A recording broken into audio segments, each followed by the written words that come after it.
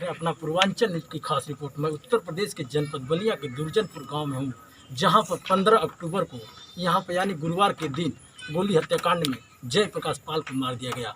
कोटे की दुकान को आवंटन कराने के लिए ये घटना घटी है, जिसमें हम आपके बगल में बैठे हैं, ये जो देख रहे हैं आप, सतीश पाल जो पूर्व राज्य मंत्री हैं बीजेपी के, ये यहाँ पे पीड़ित परिवार के घर मौजूद हैं। शाम के लगभग हम जानते हैं कि 7 से 8 बज रहा होगा।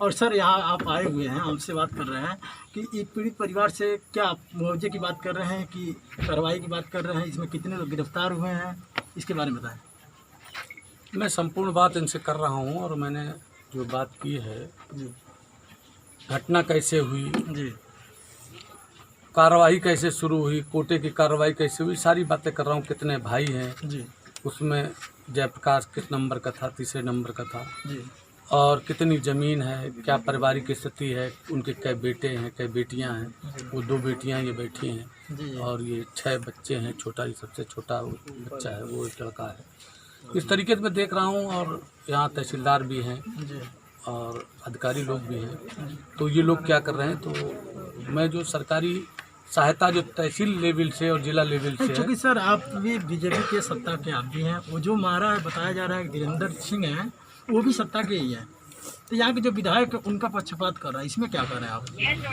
नहीं, मारने वाले का तो पक्षपात करना ही नहीं चाहिए, चाहे जिसका हो, उसको तो करना ही नहीं चाहिए। जो कोई करता है जी, तो गलत है, और उसके लिए तो कानून में प्राविधान है जी, और व्यवहारिक जीवन में भी प्राविधान है। जी, कभी भी जिस आदमी ने गलत काम करने वाले का जो कोई साथ देता है, वो खुद गलत होता है। जी। उसमें क्या बात है, सीधे सीधे है, जो कोई कर रहा है गलत है। डीएम, एसडीएम और सीओ क्षेत्राधिकारी के सामने दिन दहाड़े उस व्यक्ति को गोली मार दी गई, इसके बारे में क्या, यानी प्रशासन यहाँ लो थी? बिल्कुल लो थी। प्रशासन की बहुत बड़ी चूक है और बहुत बड़ी लापरवाही है, बहुत बड़ी इनको कायदे में। एसडीएम ने तो अपना काम, एसडीएम का जो काम था वो उसने ठीक किया कि उन्होंने पोस्टपोन कर दिया उसको। पोस्टपोन करने के बाद लॉ एंड ऑर्डर देखने का भी उनका इंतजाम वो था कि सब सुरक्षित चले जाते, तब वो लोग जाते वहाँ से, और उनको सबको भिजवा देना चाहिए था। और जो मैंने वीडियो से देखा जा रहा है कि पहले लाठी डंडों से मारपीट हुई, इसके बाद गोली चली है, कैसा है? हाँ है, और नहीं उधर की गलती है, वो बाकायदे लठिया रहे हैं इन लोगों को, जी, इस पक्ष को लठिया रहे हैं वो, और कह रहे हैं मारो गोली मारो, और इस तरीके की सारी बातें। हिंसक वो लोग हैं, ये पूरी तरीके से दिखाई आते। सर ये भी देखा जा रहा है कि प्रशासन वीरेंद्र सिंह को पकड़े, उसके बावजूद भी किसका दबाव आया कि उसको छोड़ दिया गया? अब वो दबाव का तो हमें नहीं पता, लेकिन इतना जरूर है कि जो छोड़ा है उन्होंने, उसके लिए वो भी खुद मुलजिम है, उनको भी मुलजिम उसमें होना चाहिए। जी, नहीं तो सर उनको तो निलंबित कर दिया एसडीएम को, इसके बाद मुकदमा कायम होना चाहिए उनके खिलाफ। नहीं तभी सुना हो, पीड़ित परिवार के माँ से मिला हूँ, हाँ। उनका कहना ये है कि हम लोग पे मुकदमा दर्ज हुआ है, उनके पीड़ित परिवार पे क्यों हुआ है? हाँ, पीड़ित परिवार पर जो मुकदमा दर्ज हुआ है जी, वो भी गलत है, लेकिन ये अदालत की तरफ से हुआ है जी, और उसको आगे देखेंगे।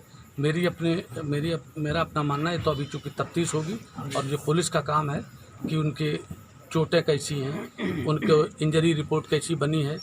इंजरी रिपोर्ट में आप जानते हो कि डॉक्टर फर्जी भी बना देते हैं, जी, जी, और असलियत क्या है, और ये तो बहुत जांच का विषय है, तफ्तीश का विषय है। जी, असली बात क्या है कि ये जो कोटा परमिट की राजनीति है, जी, ये एक भ्रष्टाचार का बहुत बड़ा मामला है, और उसमें इस तरीके के जो लोग होते हैं, गांव के जो शोषक तबके के लोग होते हैं, जी, जो सामंतवादी सोच के लोग हैं, जी, जो सत्ता के नज़दीक रहते हैं, जी, वो कुछ ना कुछ ऐसा करके दूसरे के नाम लेकर के खुद चला करके और उसके पैसे को लेने का काम पूरे प्रदेश और प्रदेश भर में तो होता ही है, मैं अच्छी तरीके जानता हूँ। जी, जी, और बाकायदा इसमें एक और राजनीति होती है जी, कि सस्पेंड कराओ, फिर विधायक के इशारे पर, सत्ता पक्ष के इशारे पर। मैं भी सत्ता पक्ष का हूँ, लेकिन मैंने जीवन में कभी किसी को नहीं कराया कि उसको दूसरी जगह अटैच करा दो, फिर उससे रुपया लो, तो ये चलता रहता है। इसमें सब शामिल रहते हैं, जी, जी, सप्लाई इंस्पेक्टर से लेकर के, और सारे के सारे लोग शामिल होते हैं, और बड़ी गंदी राजनीति है।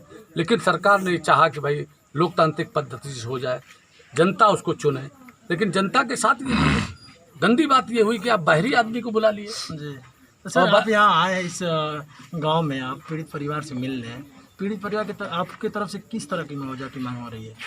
हमारी तो मांग ये है कि जो बड़ा लड़का है उसको नौकरी हो, जी, और उत्तर प्रदेश के मुख्यमंत्री जी माननीय योगी आदित्यनाथ जी जी 1 करोड़ रुपए का मुआवजा दें कम से कम। मतलब 1 करोड़ का इसलिए दें जी। क्योंकि पुलिस के सामने गोली लगी। सर अगर नहीं देंगे तो आप पीड़ित परिवार के साथ किस तरह का न्याय दिलाएंगे?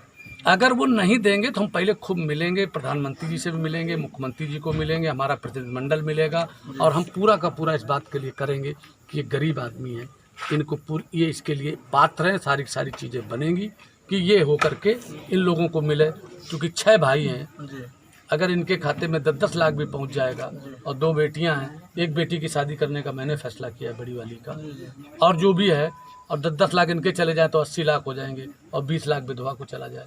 इस तरीके के मैं चाहता हूं कि कुछ इस तरीके का हो जाए। तो दोस्तों आप सुना है कि अभी पूर्व राज्य मंत्री जो हैं सतीश पाल जी, इनसे हम बात किए हैं। ये बताएं कि पीड़ित परिवार को इस तरह की मांग हो, वो मांग को लेकर सदा लड़ेंगे।